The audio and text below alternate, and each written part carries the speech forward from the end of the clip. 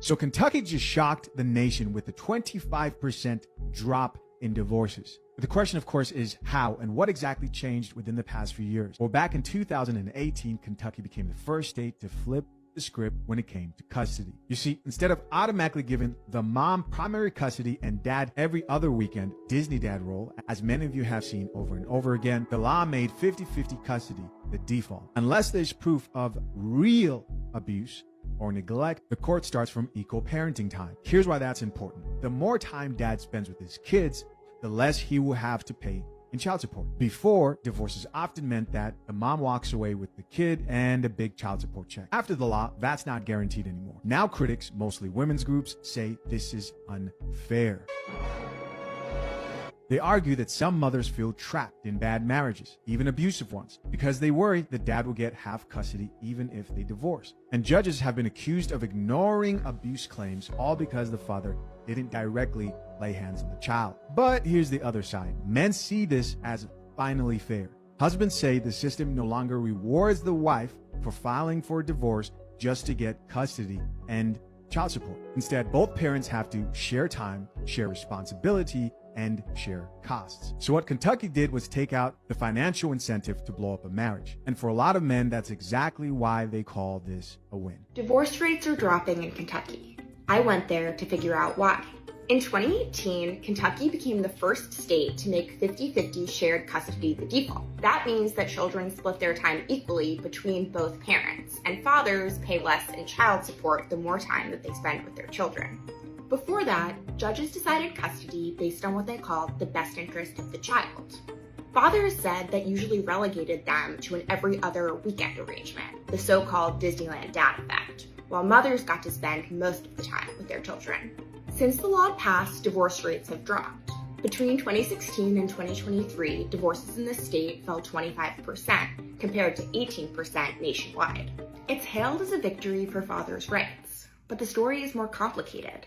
Some critics of the law say that people are staying in abusive marriages because they're afraid of leaving their children alone with a parent with a history of violence. One mom told me that her husband nearly killed her in 2023. She filed criminal charges and he was arrested. But less than 2 weeks after he got out of jail, a judge awarded him 50% custody of their son, indicating that the abuse wasn't a factor since he didn't lay hands on the child.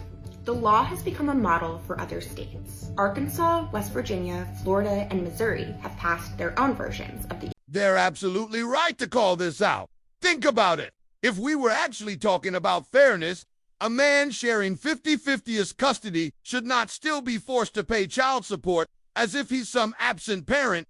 That's not equality. That's a system that still assumes dad is a walking wallet even when he's doing the exact same parenting job as mom. Before we dive in, drop a comment, are modern men more delusional, or is it the ladies?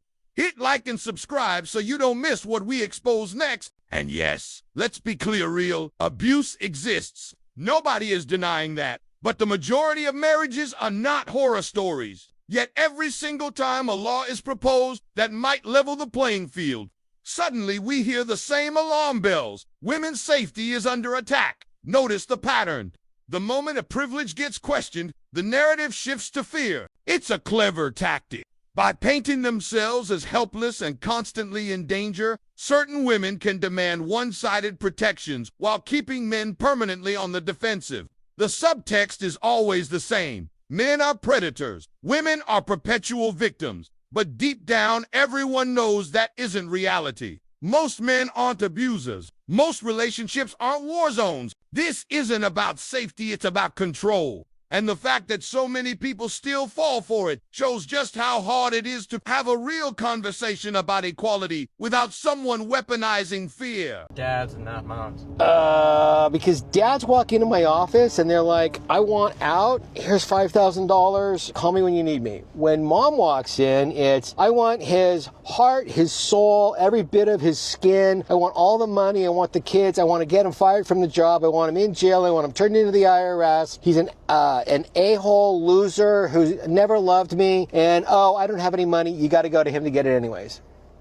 She fought so hard so that this man doesn't get 50-50, and she's screaming around about how she's so happy that she's got primary physical custody because she was looking at the 61,000. And she said, if I can get primary physical custody, then I can get access. I already got the kids, and now the kids allow me to tap in to $61,000. And when the arbitrator says, fine, I will give you the kids, she's like, yeah. And then the arbitrator says, okay, and I'm gonna give you $4,000, more than your kids need, $4,000 a month in child support. And y'all saw her reaction. This is She said, this is oh, come on. And look at Brian, like, maybe this one, I don't really care either way. Is it really This is such...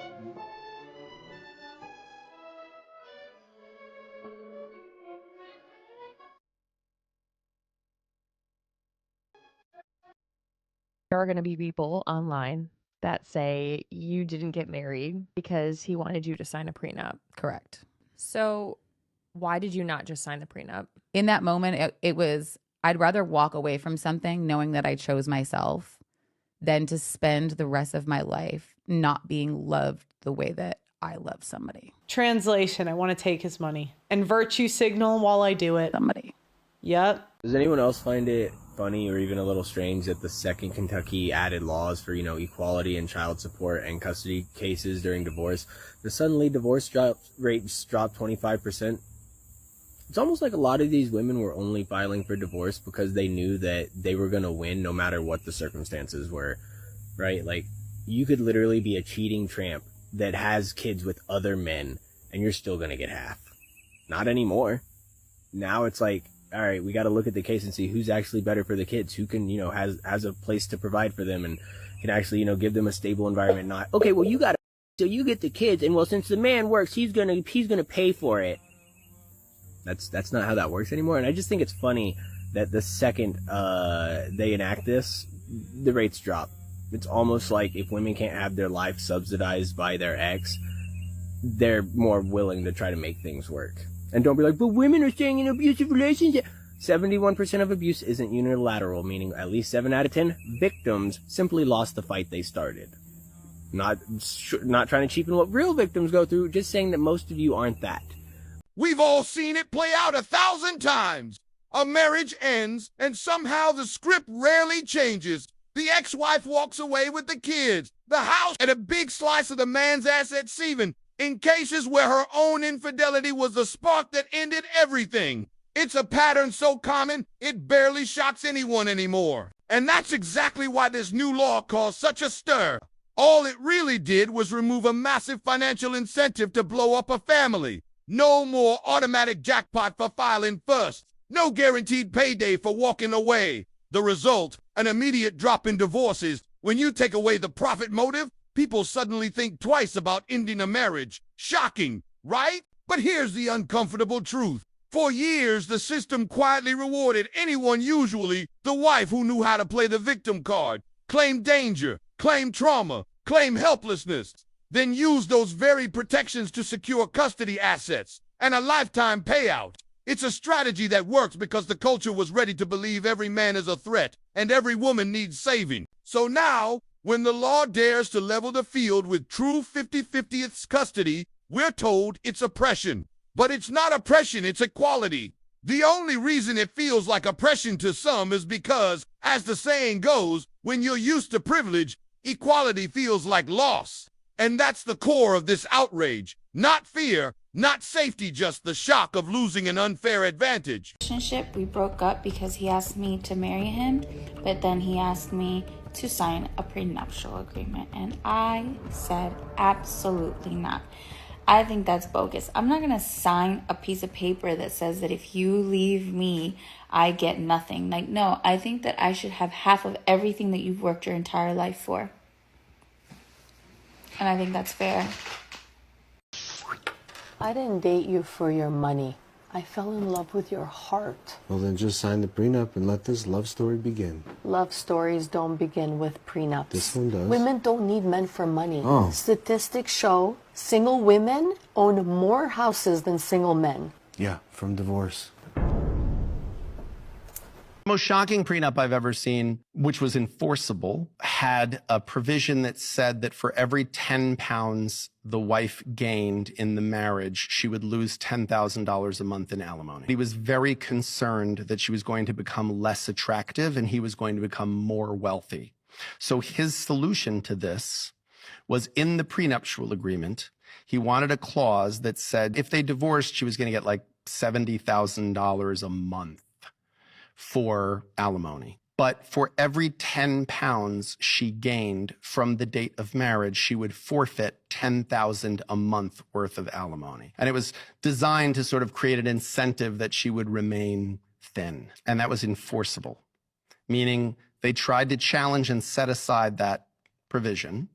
And the court said, this is a disgusting provision. I don't know why you married this person, but it's enforceable. It's a contract. The two of you signed it, and you had a right to sign it, and you agreed to these rules, and they may be ridiculous rules, but you agreed to them, and you have a right to do that. I think it's a kind of love. I think it's a form of love. Is it a form of love I'd be interested in? No, I think it's very shallow in some ways. There's something very honest about it. I mean, you can't argue with the fact that there's something very upfront about it. He was making very clear and putting in writing, here's the value you bring to this relationship. I consider your physical appearance vitally important to this relationship. And by the way, don't skip the other side of that equation. She was going to get $70,000 a month. That's a very impressive number. So I think she also understood there was a value to be attached to him as well. Is it something I would be interested in on either side of that equation? No. But do I have a right to say to someone that's not love?